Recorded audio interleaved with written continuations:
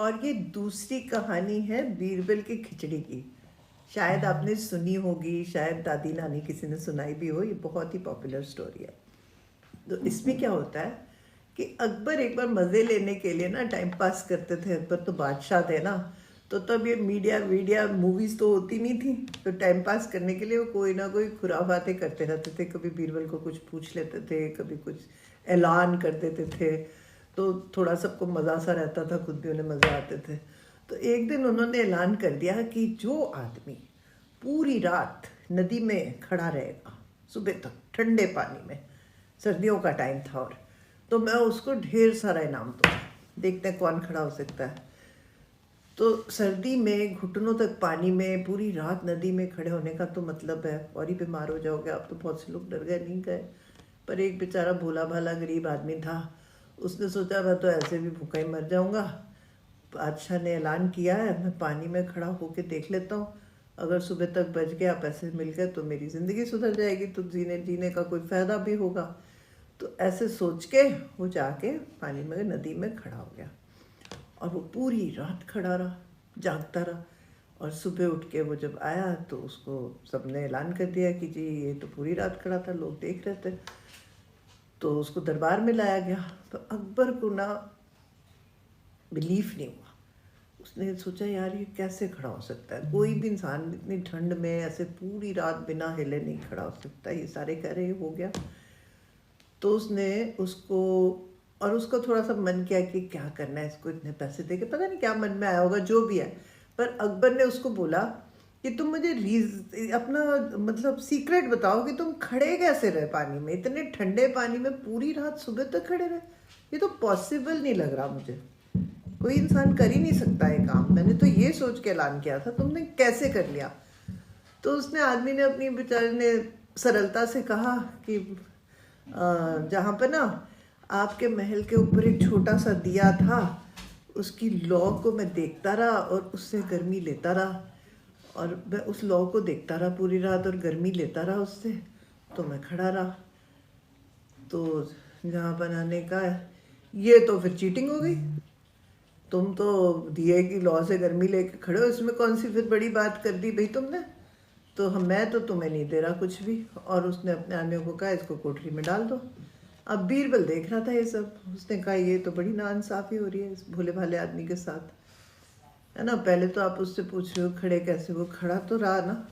और उसने जो बात बताई वो तो एक अपनी उसके दिमाग की शक्ति से वो खड़ा रहा, है ना।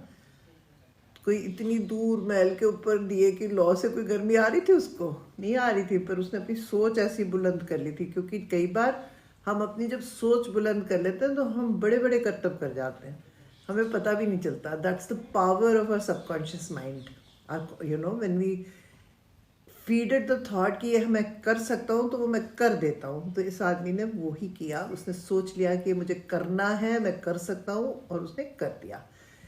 पर जब अकबर ने उसको पैसे देने से इनकार कर दिया, तो बीरबल ने सोचा अब अकबर बादशाह को कैसे बोले। वो ये तो बोल नहीं सकता था जहाँ बना आप ये नहीं कर सकते, मैं करने नहीं दूंगा। वो तो उसका वजीर था ना, जैसे उसकी उसमें था प्रजा में।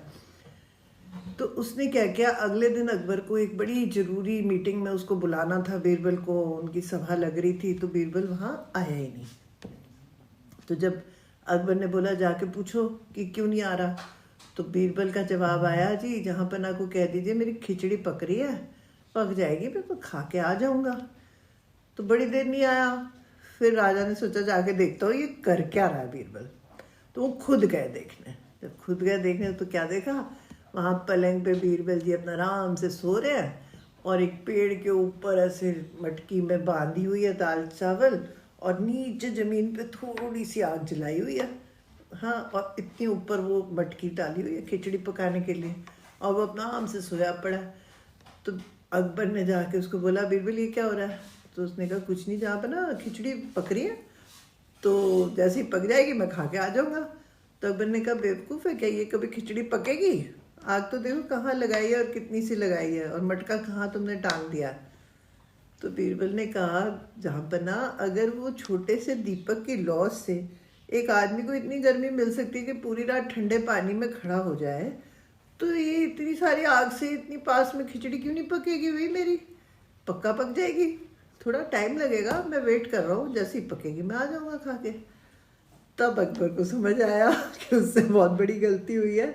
फिर उसने बीरबल को बोला अच्छा ठीक है, तुम ना मेरी हमेशा अपनी होशियारी से मेरा दिल भी जीत लेते हो और बात तुम बड़े पते की करते हो हमेशा। फिर उन्होंने जाके उसको निकाला कोठरी में से, जो भोला वाला इंसान था, उसको पैसे भी दिए, उससे माफ़ी भी मांगी और उसे घर भेज दिया।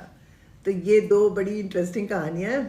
मुझे खुद बड़ा मज़ा आया था बचपन में भी इन्हें सुन के, और मैं कल परसों मैंने कहीं सुनी थी और मुझे याद आ गई, तो मैंने सोचा ये कहानियाँ तो मैंने रिकॉर्ड ही नहीं करी, मैंने आपके लिए पहले करी है अकबर बीरबल की कहानियाँ, but these two stories are stories to remember, they are like classic stories. तो आप अपनी मम्मी को भी सुनाना, पापा को भी सुनाना, सबको सुनाना, और मेरा वीडियो भी शेयर करना, और मुझे कमेंट सेक्शन में लिखना कि कैसी लगी आप सबको ये कहानी। एंड दिल्ली वाली Rani loves you a lot and she will keep coming with new stories for you.